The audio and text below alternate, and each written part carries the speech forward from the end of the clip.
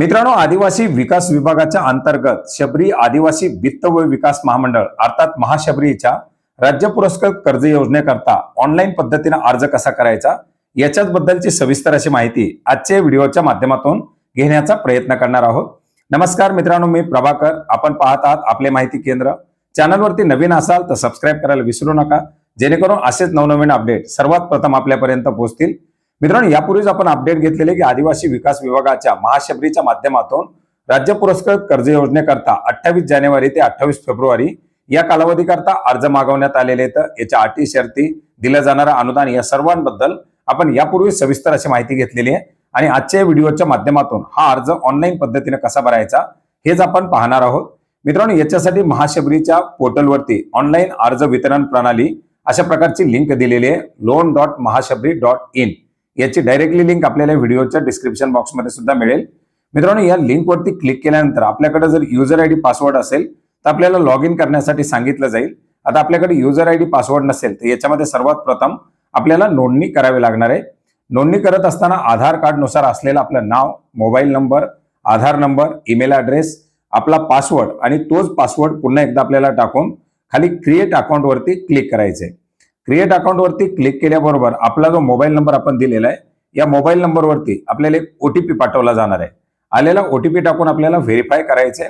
Verify झाल्याबरोबर आपल्याला या ठिकाणी लॉग इन दाखवलं जाईल, ज्याच्यामधून आपल्याला अर्ज करण्यासाठीची ऑप्शन मिळेल, किंवा आपण हा युजर आयडी जो पासवर्ड सेट केलेला मोबाईल नंबर आणि पासवर्ड यानुसार आपण लॉग इन देखील करू शकता।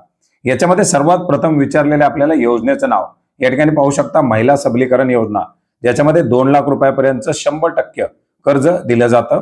लहान उद्योग धंदे, हॉटेल धाब्यासाठी सुद्धा 10 लाख रुपयापर्यंत कर्ज उपलब्ध करून दिलं जातं। 90% कर्ज, 10% लाभार्थी हिस्सा, गॅरेज, स्पेअर पार्ट, बचत गट, कृषी संलग्न सेवा, लघु उद्योग योजना, वाहन व्यवसाय याच्यामध्ये पिकअप, याच्यानंतर ऑटो रिक्षा, मालवाहू रिक्षा याचे 3 लाख रुपयापर्यंत, कृषी सहाय्य योजना, महिला सबलीकरण 2 लाख रुपयापर्यंत, कृषी संलग्न व्यवसाय, हॉटेल धाबा, याच्यानंतर ऑटो वर्कशॉप, स्पेअर पार्ट, स्व सहायता बचत गट याच्यामध्ये ज्या ज्या काही राज्य शासन योजना आहेत या योजना करता हे अर्ज आता मागवण्यात आलेले आहेत। याच्यामध्ये आपण जी योजना आपल्याला निवडायची ती योजना या ठिकाणी सिलेक्ट करायची आहे। योजना सिलेक्ट केल्यानंतर आपल्याला पुढे व्यवसाय धंद्याचं नाव विचारलं जाणार आहे की आपण याच्या अंतर्गत निवडल्यानंतर कोणता व्यवसाय, कोणता आपण या ठिकाणी धंदा पुढे करणार आहात। अर्जदाराचं संपूर्ण नाव द्यायचंय। आधार कार्ड नुसार आपण जे नाव दिलेलं होतं ते नाव आपल्याला या ठिकाणी पुन्हा एकदा एंटर करायचे। वडिलाचं, पतीचं नाव या ठिकाणी द्यायचे, संपूर्ण नाव। याच्यानंतर जन्मतारीख द्यायची आहे, वय आणि ऑटोमॅटिक घेतलं जाणार आहे। लिंग स्त्री पुरुष जे असेल ते त्या ठिकाणी द्यायचे, जात आणि उपजात हे दोन्ही या ठिकाणी द्यायचे। याच्यामध्ये जातीचं प्रमाणपत्र लागणार आहे। आधार कार्ड नंबर आपण नोंदणी करताना दिलेला आहे, पॅन कार्ड नंबर द्यायचा आहे, रेशन कार्ड नंबर द्यायचा आहे, असेल तर ते देऊ शकता, कंपल्सरी नाही आहे। अर्जदार दिव्यांग आहे का ही एक महत्वाची अशी ऑप्शन आहे। दिव्यांग असेल तर दिव्यांगाच्या ज्या प्रवर्गात आहे तो प्रवर्ग या ठिकाणी निवडायचा आहे। दिव्यांगाचा प्रवर्ग निवडल्यानंतर दिव्यांगाची टक्केवारी जे काही असेल ते द्यायचे। लाभार्थ्याचा जे काही धंदा असेल, काम, शिक्षण, कुटुंबातील व्यक्तीचं वार्षिक उत्पन्न हे सर्व माहिती द्यायची आहे। कायमचा पत्ता या ठिकाणी द्यायचा आहे। जो काही पत्ता लाभार्थ्याचा असेल तो पत्ता पूर्णपणे याच्यामध्ये भरायचा आहे। तोच पत्ता सध्याचा पत्ता असेल, टेम्पररी पत्ता, तर तो देखील त्या ठिकाणी भरायचा आहे। ज्या ठिकाणी उद्योग व्यवसाय करत आहात किंवा करणार आहात त्याची माहिती द्यायची आहे। कोणत्या जिल्ह्यामध्ये, तालुका कोणता आहे, पोस्ट कोणता आहे, त्या ठिकाणी स्वतःची जमीन आहे का, शेड, इमारत स्वतःची आहे का, जर काही गॅरेज किंवा हॉटेल वगैरे, धाबा वगैरे असेल तर त्याच्यासाठी त्या धंद्याचं जे आपण व्यवसाय करणार आहात त्याचं लायसन आहे का, उद्योगात कोणी दुसऱ्याची भागीदारी आहे का, उद्योग निवडण्याचं काय कारण आहे त्याच्याबद्दलचं थोडक्यात हे द्यायचंय।